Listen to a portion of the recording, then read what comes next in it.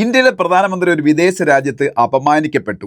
Norway എന്നാണ് രാജ്യത്തിന്റെ പേര്. അവിടെ ഒരു മാധ്യമ പ്രവർത്തക ഇന്ത്യൻ പ്രധാനമന്ത്രിയെ പിടിച്ചു നിർത്തി ക്വസ്റ്റ്യൻ ചെയ്തപ്പോൾ മാധ്യമത്തിന്റെ മുന്നിൽ ആൻസർ പറയാത്ത മോദിക്ക് ഉത്തരവില്ലായിരുന്നു. മോദി തിരിഞ്ഞു നടന്നു. അങ്ങനെ ആ മാധ്യമ പ്രവർത്തകരുടെ ചോദ്യത്തിന് മുന്നിൽ നിന്ന് വിയർത്ത മോദി അവിടെ പരാജയമായി മാറി. കഴിഞ്ഞ കുറച്ച് ദിവസമായിട്ട് നമ്മളെ കേരളത്തിലെ മീഡിയയിലെ ഒരു നറേറ്റീവാണിത്, അല്ലെങ്കിൽ അങ്ങനെ പ്രചരിപ്പിക്കുകയാണ്. അപ്പം നമുക്ക് ചിന്തിക്കേണ്ട ഒരു കാര്യം, നോർവേ എന്ന് പറഞ്ഞ രാജ്യം ഇന്ത്യയായിട്ട് ഒരു ശത്രുതയുള്ള രാജ്യമല്ല. ഇന്ത്യയുടെ ഏറ്റവും സുഹൃത്ത് രാജ്യങ്ങളിൽ ഒരാളാണ് നോർവേ എന്ന് പറഞ്ഞത്. അപ്പോൾ നോർവേയിൽ അത്തരത്തിലുള്ളൊരു സാഹചര്യം ഉണ്ടായി എന്ന് പറയുമ്പോൾ നമുക്ക് ചിന്തിക്കേണ്ട കാര്യം, നോർവേ ഭയങ്കര എല്ലാവരും പറഞ്ഞ മാധ്യമ സ്വാതന്ത്ര്യമുള്ള രാജ്യമാണ്. മാധ്യമ സ്വാതന്ത്ര്യം, പ്രസ് ഫ്രീഡത്തിൽ ഒന്നാം സ്ഥാനത്ത് നിൽക്കുന്ന രാജ്യമാണ്. അത്തരത്തിൽ ഉള്ള ഒരു രാജ്യത്തിന് 157 സ്ഥാനത്ത് മാധ്യമ സ്വാതന്ത്ര്യത്തിൽ നിൽക്കുന്ന ഒരു രാജ്യത്തിന്റെ പ്രധാനമന്ത്രിക്ക് അവിടെ ക്രിസ്ത്യൻസ് നേരിടാൻ പറ്റാതെ അപമാനിക്കപ്പെട്ടു എന്നൊക്കെയാണ് പറയപ്പെടുന്നത്. അപ്പോൾ ഈ 157 സ്ഥാനത്ത് നരേന്ദ്രമോദി അധികാരത്തിൽ വന്നതിന് ശേഷം ഇന്ത്യ പ്രസ് ഫ്രീഡത്തിൽ അല്ലെങ്കിൽ മാധ്യമ സ്വാതന്ത്ര്യത്തിൽ പോയി എന്നും പറഞ്ഞാണ് ഇവിടെ ചാനലുകളിലൊക്കെ വൻ ആഘോഷം. അപ്പോൾ ഇത് കേട്ടാൽ തോന്നുന്നു ഇന്ത്യ ഒന്നാം സ്ഥാനത്തായിരുന്നു കഴിഞ്ഞ 2014 മുമ്പ് വരെ എന്നാണ്. 2013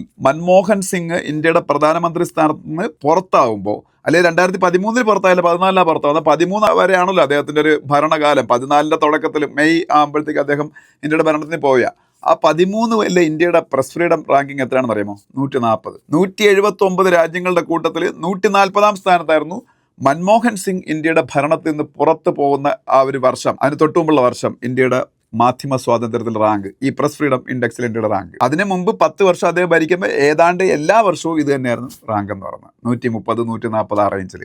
മൻമോഹൻ സിംഗ് മാധ്യമങ്ങളെ അടിച്ചമർത്തുന്ന ആളായിരുന്നു?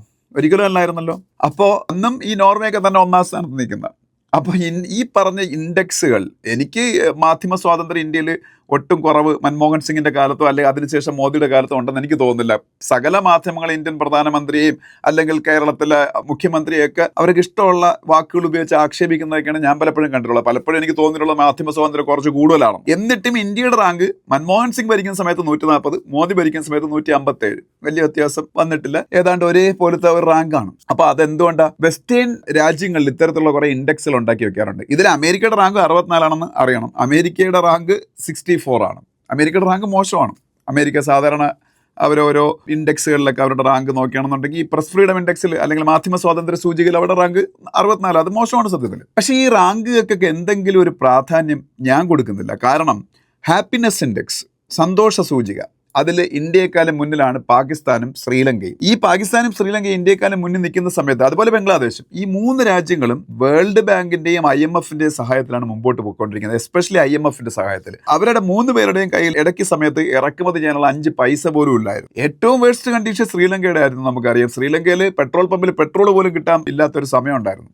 സ്കൂളിൽ പരീക്ഷ നടത്താൻ പേപ്പറല്ലാഞ്ഞ് സ്കൂളിൽ എക്സാം നടത്താത്ത വർഷം. ആ വർഷവും സന്തോഷ സൂചികയിൽ ശ്രീലങ്ക ഇന്ത്യയെക്കാളും മുന്നിലാണ്. പിന്നെ നമ്മൾ 25,000 കോടി രൂപ ശ്രീലങ്കയ്ക്ക് കൊടുത്തു അവരെ രക്ഷപ്പെടുത്തിയെടുക്കാൻ. പിന്നെ അവർ IMFന്റെ മുമ്പിൽ പോയി കൈ നീട്ടി. അപ്പം നമ്മൾ ഗ്യാരണ്ടി കൊടുത്തു ശ്രീലങ്കയ്ക്ക് വേണ്ടി IMFൽ. അങ്ങനെ ശ്രീലങ്കയ്ക്ക് IMFും കൊടുത്തു കുറേ കടം. അങ്ങനെയാണ് കഴിഞ്ഞ 3-4 വർഷം കൊണ്ട് ശ്രീലങ്ക അവരുടെ സാമ്പത്തിക വ്യവസ്ഥയെ തിരിച്ചു പിടിച്ചുകൊണ്ടിരുന്നത്. പക്ഷേ ഇപ്പോഴും ഭയങ്കര പ്രശ്നത്തിലാണ്.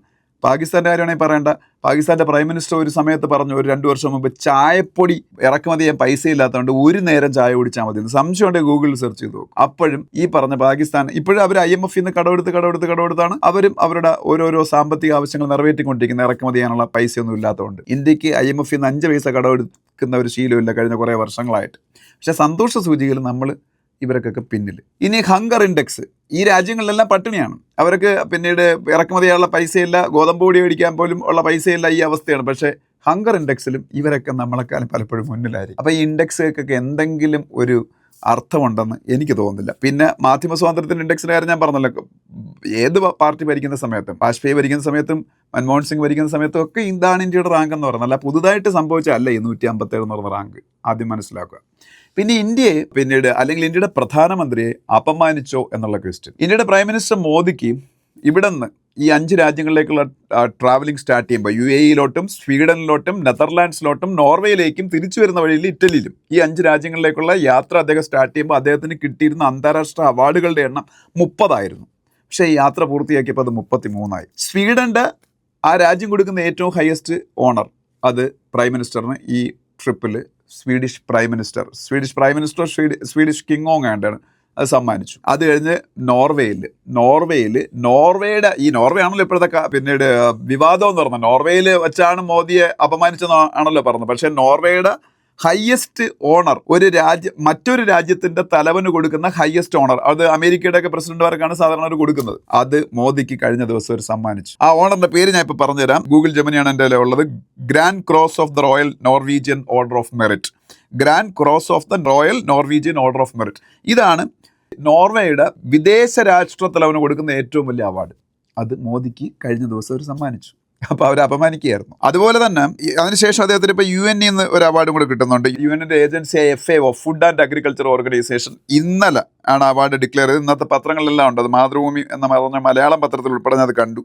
FAO അഗ്രിക്കോള മെഡൽ 2026 എന്ന് പറഞ്ഞത് അത് UN കൊടുക്കുന്ന അവാർഡാണ്. യുണൈറ്റഡ് നേഷൻസ് കൊടുക്കുന്ന അവാർഡാണ്. UN 2-3 അവാർഡ്സ് അദ്ദേഹത്തിന് കിട്ടിയിട്ടുണ്ട്. UN champions of earth award 2018, global goalkeepers award 2019, അത് Bill and Melinda Gates foundation, ലോകത്തിലെ ഏറ്റവും വലിയ NGO ആണ് Bill and Melinda Gates foundation, അവർ കൊടുത്തതാണ് ഗ്ലോബൽ ഗോൾ കീപ്പേഴ്സ് അവാർഡ്. പിന്നെയും UN ഏജൻസിയായ FAO, food and agriculture organisation, നമ്മൾ ഇന്ത്യയിലെ ഫുഡ് സെക്യൂരിറ്റി അതുപോലെ അഗ്രികൾച്ചറൽ ഡെവലപ്മെന്റ് ഇതിനൊക്കെ കൊടുത്ത കോൺട്രിബ്യൂഷൻസിന്റെ ബേസിലാണ് ഇപ്പോൾ അഗ്രിക്കോള അവാർഡ്. ഇന്ന് അത് ഡിക്ലെയർ ചെയ്തേ ഉള്ളൂ. അത് ഇന്നത്തെ പത്രങ്ങളിലെല്ലാം ഉണ്ട്. അപ്പം ഇതൊക്കെ ഇത് ഒരു എന്താ പറയുക, പ്രൊപ്പഗണ്ടയുടെ ഭാഗമായിട്ട് അങ്ങനെ മേടിച്ചെടുക്കാൻ പറ്റും. അങ്ങനെയാണ് ഇത്രയും രാജ്യങ്ങൾ, ഇപ്പം ഈ അദ്ദേഹത്തിന് അവാർഡ്സ് കൊടുത്തിരിക്കുന്ന രാജ്യങ്ങൾ നോക്കുക. ലോകത്തിലെ ഏറ്റവും പ്രധാനപ്പെട്ട മുസ്ലിം രാജ്യങ്ങളായ സൗദി അറേബ്യയുടെയും UAEയുടെയും ഈജിപ്തിൻ്റെയും ഹയസ്റ്റ് സിവിലിയൻ ഓണേഴ്സ് അദ്ദേഹത്തിന് കിട്ടിയിട്ടുണ്ട്. മുസ്ലിം രാജ്യങ്ങളിൽ സൗദി അറേബ്യ, UAE, അതുപോലെ ഈജിപ്റ്റ്. വേറെ പല രാജ്യങ്ങളും ഉണ്ട്, ഞാൻ 3 പറഞ്ഞതേ ഉള്ളൂ. ഇനി ലോകത്തിലെ ഏറ്റവും പ്രധാനപ്പെട്ട ക്രിസ്ത്യൻ രാജ്യങ്ങളായ അമേരിക്കയുടെ ഹയസ്റ്റ് ഒരു അവാർഡ് അദ്ദേഹത്തിന് കിട്ടിയിട്ടുണ്ട്. അതുപോലെ റഷ്യയുടെ ഹയസ്റ്റ് ഓണർ അദ്ദേഹത്തിന് കിട്ടുന്നുണ്ട്. വേറെ പല ക്രിസ്ത്യൻ രാജ്യങ്ങളുടെയും കിട്ടിയിട്ടുണ്ട്. ഇപ്പം നോർവേയും സ്വീഡനും ഒക്കെ ആ കൂട്ടത്തിൽ ഇപ്പോൾ പറഞ്ഞു, അത് അവരുടെ എല്ലാവരുടെയും. ഇനി ജൂതന്മാരുടെ രാജ്യമായ ഇസ്രായേലിൻ്റെ ഏറ്റവും വലിയ അവാർഡ് അദ്ദേഹത്തിന് കിട്ടിയിട്ടുണ്ട്. പിന്നെ ഏഷ്യൻ രാജ്യങ്ങളിൽ പലതിൻ്റെയും, ബുദ്ധമത രാജ്യമായ ശ്രീലങ്കയുടെ ഉൾപ്പെടെ, അപ്പം എല്ലാ മതങ്ങളുടെയും ഓരോ മതത്തിനും പ്രാധാന്യമുള്ള ഓരോരോ രാജ്യങ്ങളുടെ അവാർഡ്സ് അദ്ദേഹത്തിന് കിട്ടിയിട്ടുണ്ട്. ലോകം മുഴുവൻ അദ്ദേഹത്തിന് റെസ്പെക്ട് കിട്ടുന്നുണ്ട്. അതുപോലെ അദ്ദേഹത്തിന് ഒരു അക്സെപ്റ്റബിലിറ്റി കിട്ടുന്നുണ്ടെന്നാണ് എൻ്റെ അർത്ഥം. ഇനി നമുക്ക് വിഷയത്തിലേക്ക് വരാം. ഈ മോദിയെ അപമാനിച്ചു എന്ന് പറയുന്ന ആ ഒരു ലേഡിയുടെ പേര്, അവർ ജേർണലിസ്റ്റിൻ്റെ പേരെന്ന് പറയുന്നത് അത്ര ഫേമസ് ജേർണലിസ്റ്റ് ഒന്നും അല്ലാത്തതുകൊണ്ട് എനിക്ക് അവരുടെ പേര് പോലും കാണാൻ അറിയത്തില്ല. ഹെല്ലി ലിംഗ് എന്ന അവരുടെ പേര്, ഹെല്ലി ലിംഗ്. ഇപ്പോൾ എൻ്റെ കയ്യിൽ ഗൂഗിൾ ജെമിനി ഉണ്ട്. ഹെല്ലി ലിംഗിനെ കുറിച്ച് നിങ്ങൾ ജെമിനിയിലൊന്ന് സെർച്ച് ചെയ്ത് നോക്കുക, അല്ലെങ്കിൽ ഏത് പ്ലാറ്റ്ഫോം നിങ്ങളുടെ കയ്യിലുണ്ടോ, അല്ലെങ്കിൽ ChatGPT അല്ലെങ്കിൽ ഗൂഗിളോ എല്ലാം സെർച്ച് ചെയ്ത് നോക്കുക. ഹെല്ലി ലിംഗ്. ഞാൻ ചോദിച്ചത്, is Helle Lyng a leading journalist in Norway എന്നാണ്. അപ്പോൾ അതിന് കിട്ടിയേക്കുന്ന ആൻസർ എന്ന് പറഞ്ഞാൽ നോ എന്നാണ്. ഫസ്റ്റ് ആൻസർ തന്നെ നോ എന്നാണ്. എന്നിട്ട് പറയുന്നുണ്ട് 14,000-ൽ താഴെ സർക്കുലേഷനുള്ള നോർവേയുടെ ക്യാപിറ്റലായ ഓസ്ലോ ബേസ്ഡ് ആയിട്ടുള്ള ഒരു കുഞ്ഞൻ പത്രത്തിൻ്റെ ജേർണലിസ്റ്റ് മാത്രമാണ് ഈ പറഞ്ഞ ഹെല്ലി ലിംഗ് എന്ന് പറയുന്ന ലേഡി. അവർക്ക് സോഷ്യൽ മീഡിയയിലോ എങ്ങും ഒരു പ്രൊഫൈൽ ഇല്ലായിരുന്നു. ഫോളോവേഴ്സൊക്കെ വളരെ 500-ലും താഴെ ഫോളോവേഴ്സൊക്കെ ഉണ്ടായിരുന്നുള്ളൂ. ഇവർക്ക് പെട്ടെന്ന് പ്രശസ്തമാവാൻ വേണ്ടി അവർ ചെയ്ത പരിപാടിയായി. ഇല്ല, ഈ ഒരു ക്വസ്റ്റ്യൻ ചോദിക്കുന്ന സമയം വരെയും അവർക്ക് ലോകത്ത് അവരെ ആർക്കും അറിഞ്ഞൂടായിരുന്നു. ഇപ്പം ഇന്ത്യയിൽ ഉള്ള ആൾക്കാർ ഉൾപ്പെടെ എത്രയെങ്കിലും ആൾക്കാർ അവരെ ഫോട്ടോ ഉൾപ്പെടെ സെർച്ച് ചെയ്തുകൊണ്ട് ഇപ്പോൾ ഗൂഗിളിൽ സെർച്ച് ചെയ്ത് എപ്പോഴും അവരുടെ ഫോട്ടോയും എല്ലാം നമുക്ക് കിട്ടും. അവരുടെ സോഷ്യൽ മീഡിയ ഫോളോവേഴ്സൊക്കെ ഭയങ്കരമായിട്ട് കൂടി, എക്സിലും ഇതുപോലെ ഫേസ്ബുക്കിലും ഇൻസ്റ്റാഗ്രാമിലും ഒക്കെ. അപ്പോൾ ഏതോ ഒരു മൂന്നാംകിട മാധ്യമ പ്രവർത്തക അവരുടെ പ്രശസ്തി കൂട്ടാൻ വേണ്ടിയിട്ട് ആണ് ഈ ഒരു സംഭവം ചെയ്യുന്നത്. ഇനി ഈ ക്വസ്റ്റ്യൻ്റെ ആൻസർ പറയാൻ ഇന്ത്യയുടെ പ്രൈം മിനിസ്റ്ററിന് കഴിവില്ല എന്ന് നിങ്ങൾ ആരെങ്കിലും ചിന്തിക്കുന്നുണ്ടോ? പലരും പറഞ്ഞത് അദ്ദേഹത്തിന് ഇംഗ്ലീഷ് സംസാരിക്കാറുണ്ടാത്തതുകൊണ്ടാണെന്ന്. ഇതേ ഗൂഗിൾ ജെമിനിയോട് തന്നെ നിങ്ങൾ ചോദിച്ചു നോക്കുക, അദ്ദേഹത്തിന് ഇംഗ്ലീഷ് സംസാരിക്കാൻ അറിയാവോ എന്നുള്ള കാര്യം. അദ്ദേഹം നിരന്തരമായിട്ട് മുമ്പ് ഇൻ്റർവ്യൂ കൊടുത്തുകൊണ്ടിരുന്ന രാഷ്ട്രീയ നേതാവാണ്. പക്ഷേ 2000 തൊട്ട് 2010 വരെയുള്ള ആദ്യത്തെ ഒരു ഡെക്കേഡ് ഉണ്ടല്ലോ, 2000-ൻ്റെ തുടക്കത്തിലുള്ള ആ ഒരു ഡെക്കേഡിലാണ് അദ്ദേഹം പതുക്കെ മാധ്യമങ്ങളോട് അകലം പാലിച്ചു തുടങ്ങിയത്. അതിൻ്റെ കാരണം നമുക്കൊക്കെ അറിയാം. അദ്ദേഹം ഗുജറാത്ത് റൈറ്റ്സിൻ്റെ പേരിൽ അദ്ദേഹത്തിന് ഒരുപാട് മാധ്യമങ്ങൾ വേട്ടയാടുന്നു. അപ്പം കോടതികൾ അദ്ദേഹത്തിനെ കുറ്റവിമുക്തനാക്കിയതിന് ശേഷവും മോദി ഇത്തരത്തിൽ ഗുജറാത്ത് കലാപത്തിൻ്റെ സൂത്രധാരൻ എന്നുള്ള രീതിയിൽ അദ്ദേഹത്തിന് മാധ്യമങ്ങൾ കൊത്തിവലിക്കാൻ തുടങ്ങി. അപ്പോഴും അദ്ദേഹം അതിന് ആൻസറൊന്നും പറയുന്നില്ലായിരുന്നു. അദ്ദേഹം അത് പിന്നീട് പലതവണ അദ്ദേഹം പിന്നീട് പല മാധ്യമങ്ങളുടെ മുന്നിലും ഈ ക്വസ്റ്റ്യൻ്റെ ആൻസർ അദ്ദേഹം വ്യക്തമായിട്ട് പറഞ്ഞിട്ട് പിന്നെ ആൻസർ പറയൊക്കെ സ്റ്റോപ്പ് ചെയ്തു. എന്നിട്ട് അദ്ദേഹം ഒരിക്കൽ പോലും പിന്നീട് മുഖ്യധാരാ മാധ്യമങ്ങളെ ഡിപ്പെൻഡ് ചെയ്തിട്ടില്ല. അദ്ദേഹം സോഷ്യൽ മീഡിയ വഴിയാണ് പിന്നീട് വളരുന്നത്. അതായത് സോഷ്യൽ മീഡിയ വഴി വളർന്ന് ഇന്ത്യയുടെ പ്രധാനമന്ത്രി വരെ ആയ ആളാണ് നരേന്ദ്രമോദി എന്ന് പറയുന്ന പ്രൈം മിനിസ്റ്റർ.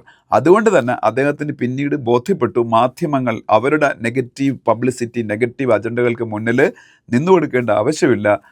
എനിക്ക് ജനങ്ങളോട് ഡയറക്റ്റ്ലി ഇൻട്രാക്ട് ചെയ്യാൻ സോഷ്യൽ മീഡിയ പ്ലാറ്റ്ഫോംസ് തന്നെ ധാരാളമാണെന്ന്. അപ്പം അദ്ദേഹം പിന്നെ മാധ്യമങ്ങൾക്ക് ഇൻ്റർവ്യൂ കൊടുക്കാതെ. ഇതാണ് അതിൻ്റെ യാഥാർത്ഥ്യം.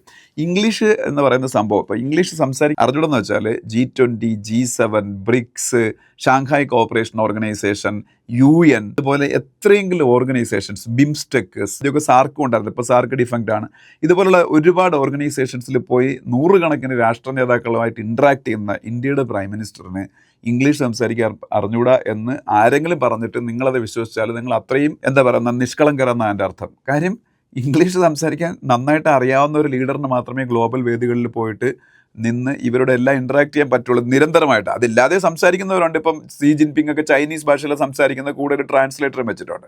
പക്ഷേ ഇതൊന്നുമില്ല, നല്ല രീതിയിൽ ഇംഗ്ലീഷ് അദ്ദേഹം ടെലിപ്രോംപ്റ്ററിൻ്റെ സഹായമില്ലാതെ സംസാരിക്കുന്ന ഒരുപാട് സന്ദർഭങ്ങൾ നിങ്ങൾക്ക് ഗൂഗിളിൽ നോക്കിയാൽ കാണാൻ പറ്റില്ല, യൂട്യൂബിൽ നോക്കിയാൽ കാണാൻ പറ്റും.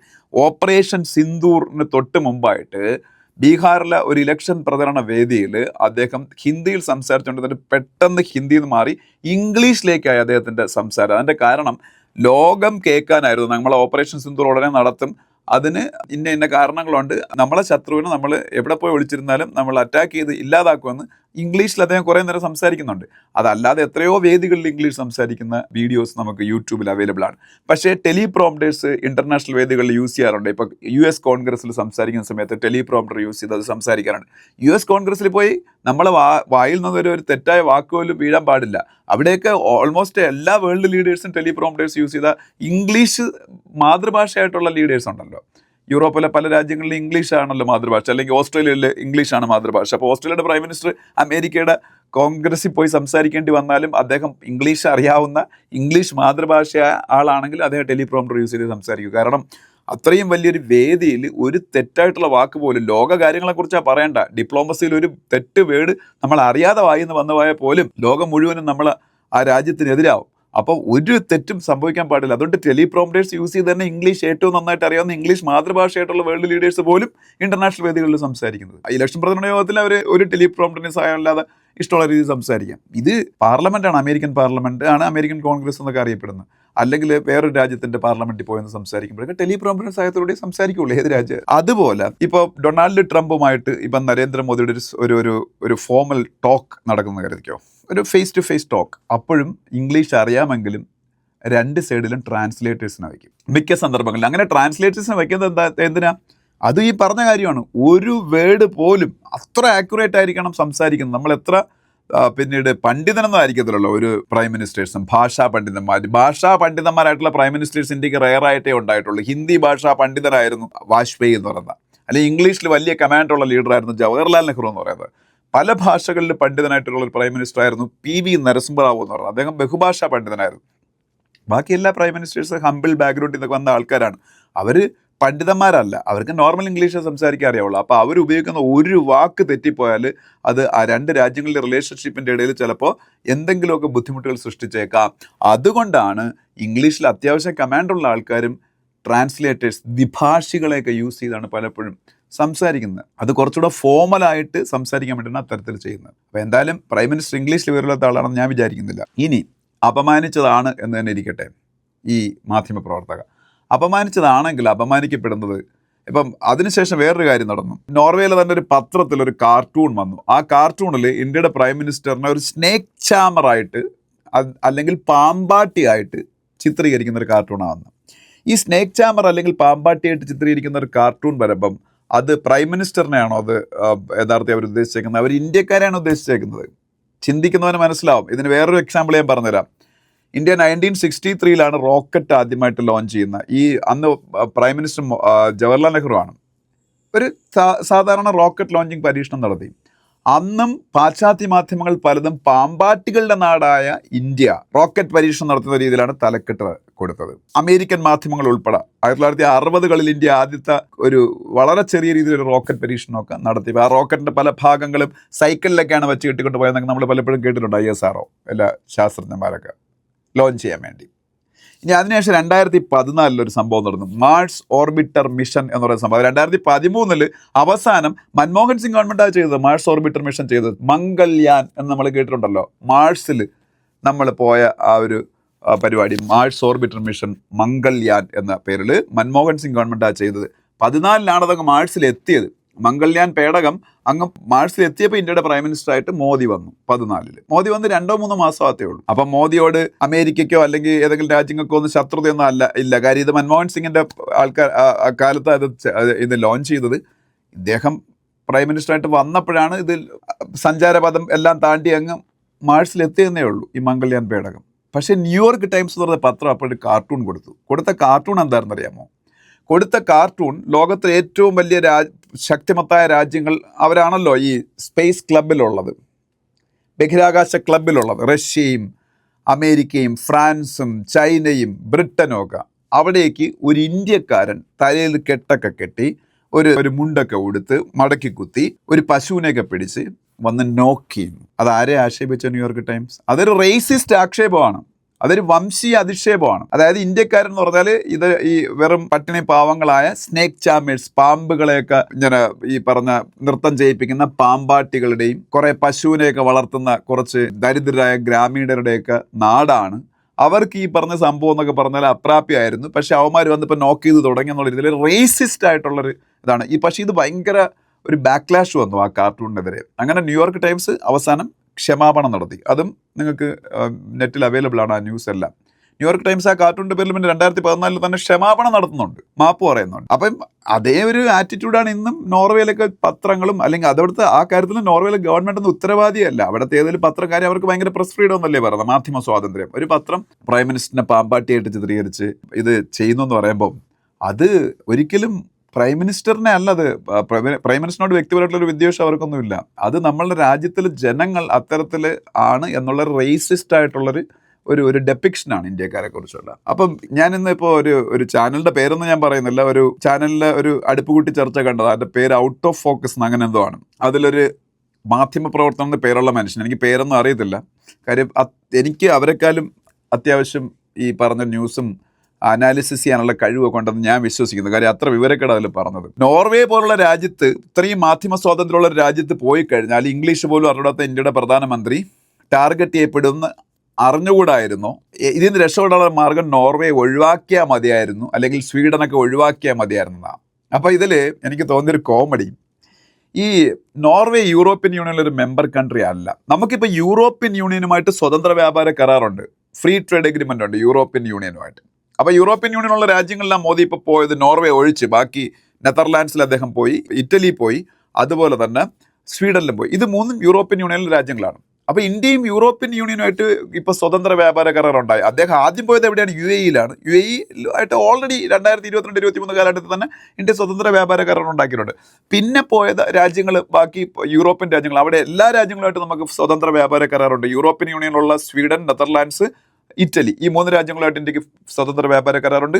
നോർവേ, ഇന്ത്യ അപമാനിക്കപ്പെട്ടു എന്ന് പറഞ്ഞ സ്ഥലമുണ്ടല്ലോ, അവർ ഈ യൂറോപ്യൻ യൂണിയനെക്കാളും മുന്നേ ഇന്ത്യയായിട്ട് ഫ്രീ ട്രേഡ് എഗ്രിമെന്റ് ഉണ്ടാക്കി, സ്വതന്ത്ര വ്യാപാര കരാർ. അവർ പക്ഷേ യൂറോപ്യൻ യൂണിയൻ ഇല്ലാത്തത് കൊണ്ട്, യൂറോപ്യൻ യൂണിയനിൽ ഇല്ലാത്ത 3-4 രാജ്യങ്ങൾ ചേർന്ന് അവർ European free trade association EFTA എന്ന് പറഞ്ഞൊരു ഒരു ഗ്രൂപ്പ് ഉണ്ടാക്കിയിട്ടുണ്ട്. ആ ഗ്രൂപ്പുമായിട്ടാണ് ഇന്ത്യ ഫ്രീ ട്രേഡ് എഗ്രിമെന്റ് ഉണ്ടാക്കിയത്. അപ്പോൾ ഈ പോയ രാജ്യങ്ങൾക്ക് എല്ലാവർക്കും ഇന്ത്യയുമായിട്ട് സ്വതന്ത്ര വ്യാപാര കരാറുണ്ട്. ഇന്ത്യയുമായിട്ട് അതിശക്തമായിട്ടുള്ള ബന്ധം കാത്തു സൂക്ഷിക്കുന്ന രാജ്യങ്ങൾക്ക് മാത്രമേ ഇന്ത്യയുടെ സ്വതന്ത്ര വ്യാപാര കരാറുള്ളൂ. അപ്പോൾ ആദ്യം പോയ UAE-ആയിട്ട് ഇന്ത്യക്ക് സ്വതന്ത്ര വ്യാപാര കരാറുണ്ട്, അവരുമായിട്ട് വളരെ അടുത്ത ബന്ധമുണ്ട്. യൂറോപ്യൻ യൂണിയനിലെ സ്വീഡൻ, നെതർലാൻഡ്സ്, അതുപോലെ ഇറ്റലി, ഈ രാജ്യങ്ങളുമായിട്ടെല്ലാം ശക്തമായിട്ട് ബന്ധമുണ്ട്. അവരെല്ലാം കൂടെ ഉൾപ്പെടുന്ന യൂറോപ്യൻ യൂണിയനുമായിട്ട് ഇന്ത്യക്ക് സ്വതന്ത്ര വ്യാപാര കരാറുണ്ട്. യൂറോപ്യൻ യൂണിയനിൽ ഇല്ലാത്ത നോർവേ അദ്ദേഹം വിസിറ്റ് ചെയ്യുന്നു, അവരുമായിട്ട് ഇന്ത്യക്ക് യൂറോപ്യൻ ഫ്രീ ട്രേഡ് അസോസിയേഷൻ എന്ന് പറയുന്ന സംഭവത്തിന്റെ ഭാഗമായിട്ട് ഇന്ത്യക്ക് ഫ്രീ ട്രേഡ് എഗ്രിമെന്റ് ഉണ്ട്. ഇതൊക്കെ ഈ രാജ്യങ്ങളൊക്കെ ഒഴിവാക്കി കഴിഞ്ഞാൽ എങ്ങനെയാണ് ഈ പറഞ്ഞ എഗ്രിമെന്റുകളൊക്കെ ഉണ്ടാവുന്നത്? അപ്പോൾ ആ മാധ്യമപ്രവർത്തകർ എന്ന് പേരിട്ട് വിളിക്കപ്പെടുന്ന ശുദ്ധ വിവരദോഷികൾ അവിടെ ഇരുന്നിട്ട് പറയാ, ഈ രാജ്യത്ത് നോർവേയിലൊന്നും പോവാതിരുന്നിരുന്നെങ്കിൽ ഈ ഒരു മാനക്കേട് ഉണ്ടാവൂലായിരുന്നു.